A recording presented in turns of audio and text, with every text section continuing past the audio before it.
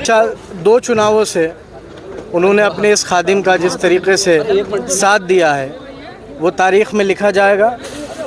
उन्होंने पहली दफ़ा में भी अपनी मोहब्बत में कोई कसर नहीं छोड़ी थी और इस दफ़ा में भी उन्होंने अपनी मोहब्बत में कोई कसर नहीं छोड़ी, बल्कि पिछली दफ़ा से करीबन 20,000 वोट ज़्यादा मिला है मुझे।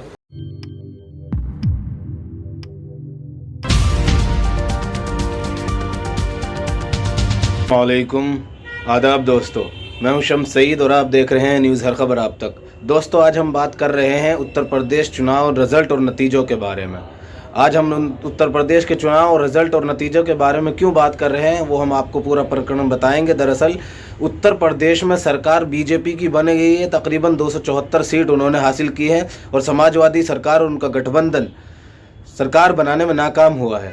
लेकिन इस सब में एक महत्वपूर्ण चीज़ निकल कर आ रही है, जो हर पार्टी अपने आप को हिंदू हित और हिंदू हृदय सम्राट बनाने की कोशिश कर रही थी। यहाँ तक कि अखिलेश यादव ने भी पूरी कोशिश की थी, लेकिन अखिलेश यादव की साख बचाने में मुस्लिम जो नेता थे उन्होंने बड़ी जीत ऐतिहासिक जीत दर्ज कर उनकी जो साख बचाई है उसका योगदान हम आपके सामने पहुँचाने जा रहे हैं।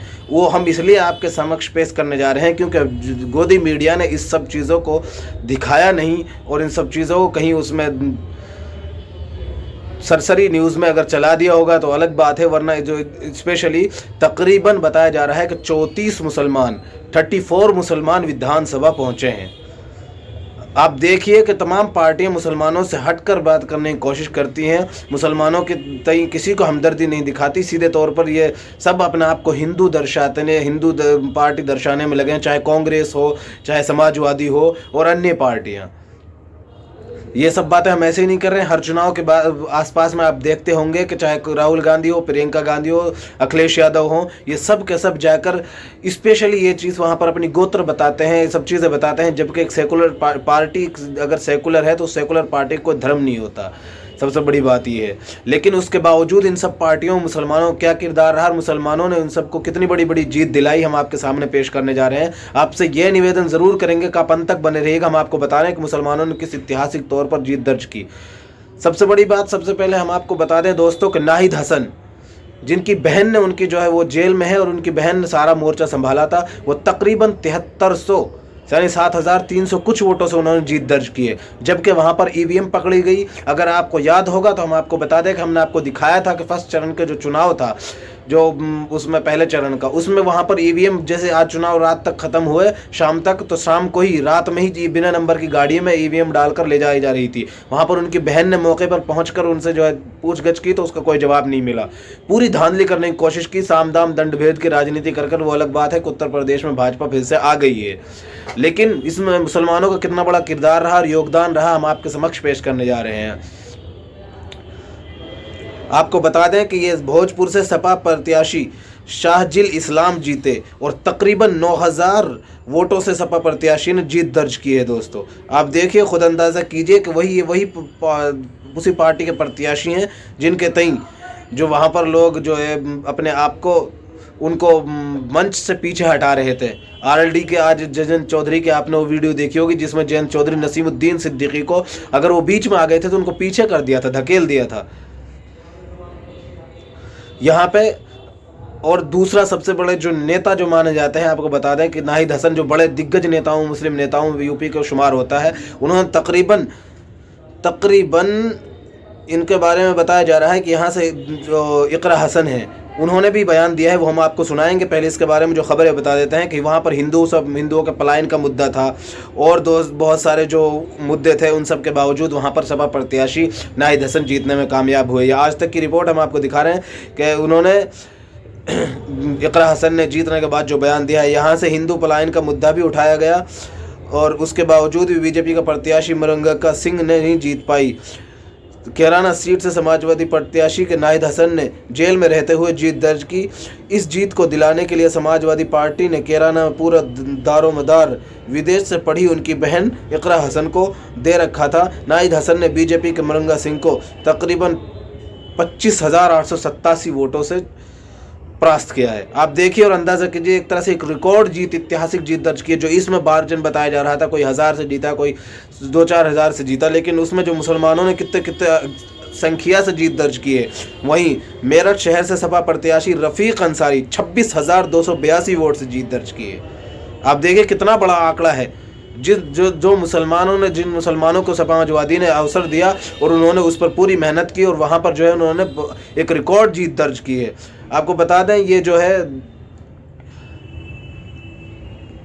इनर्ट लाइव, इसका जो एक रिपोर्ट है पूरी हम आपको बता देते हैं। लिखते हैं कि मेरठ में समाजवादी प्रत्याशी के वर्तमान विधायक रफीक अंसारी पर भरोसा एक बार फिर भरोसा जताते हुए उन्हें उसका उम्मीदवार सपा का उम्मीदवार घोषित किया है। वहीं विधानसभा क्षेत्र में कांग्रेस ने रंजन शर्मा को, भारतीय जनता पार्टी ने कमल शर्मा को, बहुजन समाज पार्टी ने बीएसपी दिलशाद से मुकाबले के लिए मैदान में उतारा है 26 राउंड के बाद भी।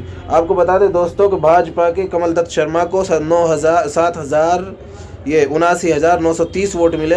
वहीं कांग्रेस के रंजन को 5,294 वोट के साथ तीसरे स्थान पर रहे, जबकि बीएसपी के दिलशाद को 4,913 वोट मिले। आप देखिए इन सबको परास्त करते हुए उन्होंने एक रिकॉर्ड जीत दर्ज की है। ये सिलाखोआ से सीट से सपा गठबंधन की जीत, गठबंधन प्रत्याशी गुलाम मोहम्मद तकरीबन 10,000 वोटों से जीत दर्ज की है इन्होंने। शामली में भी देखिए, आपको बता दें कैराना में नहीं चला बीजेपी का जादू, जेल में रहकर जीता सपा प्रत्याशी। नाहिद हसन के बारे में इन्होंने रिपोर्ट की है। गाजीपुर सदर सीट पर चली साइकिल, डॉक्टर संगीता को मिली हार। डॉक्टर संगीता को तकरीबन क्या कहते हैं कमल मुरझा गया। किशन साहू ने इनको जो हरा दिया और बहुत सारे लोग हैं। और अब सबसे बड़ी इंपॉर्टेंट बात बता दें आपको, जो भाजपा के प्रत्याशी हैं, भाजपा के जो कैबिनेट मंत्री हैं 2, ये हैं, इनका नाम है जनाब ये संगीत सोम और जो है सुरेश राणा। ये दोनों फायर ब्रिगेड नेता माने जाते हैं। इनमें से एक को मुसलमान ने हराया है और रिकॉर्ड जो है इनको जो है करारी हार मिली है। इस सब के साथ साथ एक और हम आपको महत्वपूर्ण खबर बता दें कि जो सपा के जो प्रत्याशी हैं उन्होंने उनसे जो वहाँ पर क्या कहते हैं इसके बीजेपी के जो उप मुख्यमंत्री हैं केशव प्रसाद मौर्य भी अपनी सीट बचाने में नाकाम हो गए। वो पूरी तरह से उनको हार मिली। तो आपको पता होगा कि उनको कई बार उनके बेटे पर भी जो है उनको खदेड़ा गया, उनको भी खदेड़ा गया। जगह जगह से भाजपा का प्रशासन, ये तो पूरा कार्यकाल जो चला है इस चुनावी प्रकरण का समीक्षा आपने की होगी कि लगातार दिखाया गया था आपको कि जगह जगह से भाजपा के जो नेताओं को खदेड़ा गया था, चाहे मंत्री हो, प्रधानमंत्री हो, गृह मंत्री तक को खदेड़ा गया था। इनके राजनाथ सिंह जो थे कैबिनेट मंत्री, उनसे बेरोजगारी को लेकर, दीगर मुद्दों को लेकर लगातार इन पर यह बात हुई थी। आपको बता दें ये अभिनय पांडे जी हैं। सिराथू में डिप्टी सीएम केशव प्रसाद मौर्य हार गए। सपा की पल्लवी पटेल 7,337 वोटों से जीती। सिर्फ सिराथू ही नहीं, डिप्टी सीएम के जिले कौशाम्बी की 3 सीटें सपा ने जीत ली, जबकि सीएम योगी के गोरखपुर सभी 8 जो उन्होंने वहां से गोरखपुर से सभी 8 सीटें जो बीजेपी के खाते में गई हैं। आपको बता दें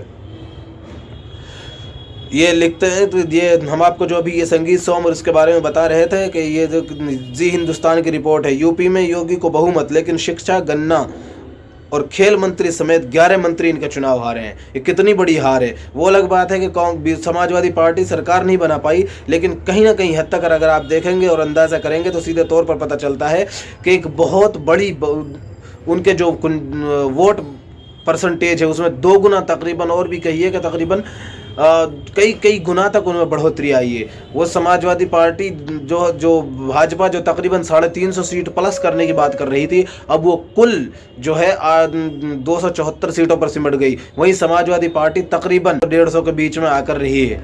आप अंदाज़ा कीजिए, जिनमें से 34 तकरीबन जो अन्य पार्टियां हैं जो जीत कर आई है, जिनके उनमें से तकरीबन असेंबली में 34 मुस्लिम मेंबरान पहुंचे हैं। आपको बता दें कि जो दोस्तों के जो समाजवादी पार्टी के सबसे कद्दावर नेता माने जाते हैं आजम खान और उनके बेटे अब्दुल्ला आजम ने भी रिकॉर्ड जीत दर्ज की है। तकरीबन 25-26 हज़ार वोटों से उनके बारे में भी बताया जा रहा है। उन्होंने तकरीबन यानी कि सब मुसलमान, किसी को भी उठा के देख लीजिए आप, जितने भी माइनॉरिटी खासतौर से विशेष समुदाय के मुस्लिम समाज के जो लोग हैं जो प्रत्याशी बनाए गए थे, उन्होंने रिकॉर्ड जीत दर्ज की है। अंत में हम आपको दिखा देते हैं, वो सुना देते हैं कि जीत दर्ज करने के बाद वहाँ से समाजवादी के जो प्रत्याशी हैं आजम खान के बेटे अब्दुल्ला आजम ने जो जनता का आभार जताया है और उन्होंने कहा है कि जो पिछले बार से भी उनकी हमेशा ही मुझ पर जो है नज़र रही है और उनकी मेहरबानी रही है और उनकी मेहर रही है। इस बार उन्होंने पहले से भी ज़्यादा वोट से मुझे जिताकर अपना और मोहसिन बना दिया है, अपना उनका जो है उन्होंने अपना मोहसिन मानता हूँ मैं।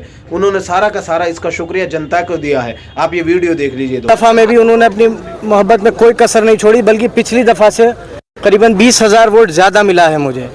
मैं स्वार के सभी लोगों का दिल की गहराइयों से शुक्रिया अदा करूंगा और कोशिश करूंगा कि अपनी ज़िंदगी के आखिरी वक्त तक उनकी इस मोहब्बत को अपने साथ कायम रख सकूं।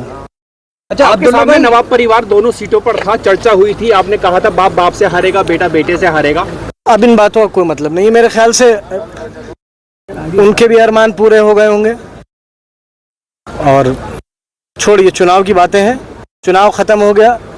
वैचारिक मतभेद हो सकते हैं, किसी से दुश्मनी नहीं हो सकती, वो अलग बात, हमसे कोई दुश्मनी रखे, लेकिन एक वैचारिक मतभेद था। चुनाव का नतीजा आ गया, सब लोग लड़ते हैं, एक जीतता है बाकी हारते हैं। जो हारे उन्हें अपनी हार स्वीकारनी चाहिए, जो जीते उन्हें जीत की खुशी मनानी चाहिए। अब कोई मतलब नहीं इस बात। रामपुर की 5 सीटें और थी, उन पर क्या कहना चाहेंगे? देखिए, एक बिलासपुर की सीट पर जो हुआ उस पर हम देखेंगे क्या कर सकते हैं, सोच सकते हैं। शाबाद की सीट भी पता नहीं हमें कहाँ लोगों को समझाने में हमसे कमी रह गई। और विजय सिंह साहब जो समाजवादी पार्टी के एक मजबूत कार्यकर्ता हैं, एक मजबूत सिपाही हैं, विधायक रह चुके हैं और अच्छी खासी लीड से आगे थे, आखिरी वक्त में पीछे हुए। देखेंगे कहाँ कमी रह गई, उसको पूरा करने की कोशिश करेंगे। अच्छा, जो उत्तर प्रदेश लेवल के ऊपर क्या कहना चाहेंगे इस तरह से आंकड़े आते जा रहे हैं? देखिए, लोगों का फैसला है और सब ने जो जनता ने जो फैसला किया है सबको उसको स्वीकार करना चाहिए। हमसे कहाँ कमी रह गई उसको देखेंगे। और जो भी हादसे 2-3 दिन में हुए, चाहे वो बनारस में हुआ या और जगहों पर भी हुआ, वो भी एक थोड़ा सोच का विषय है। आपके वालिद साहब सीतापुर जेल से चुनाव लड़ रहे थे, पहला ऐसा चुनाव था, लेकिन जिस तरह से रिजल्ट आ रहे हैं उस पर क्या कहना? देखिए, मैंने कहा था कि आज रामपुर मेरा परिवार है। रामपुर से मतलब रामपुर हो, स्वार हो, चमरौआ हो, बिलासपुर हो, शाबाद हो, और हम अपने परिवार में इलेक्शन लड़ रहे थे। और जब परिवार में कोई चुनाव लड़ता है तो उसके नतीजे ऐसे ही आते हैं, उसके नतीजे ऐसे आते हैं। और जहाँ तक अभी तक मेरे पास जानकारी है, शायद आजम साहब को छोड़कर बाकी किसी प्रत्याशी की जमानत नहीं बच रही है।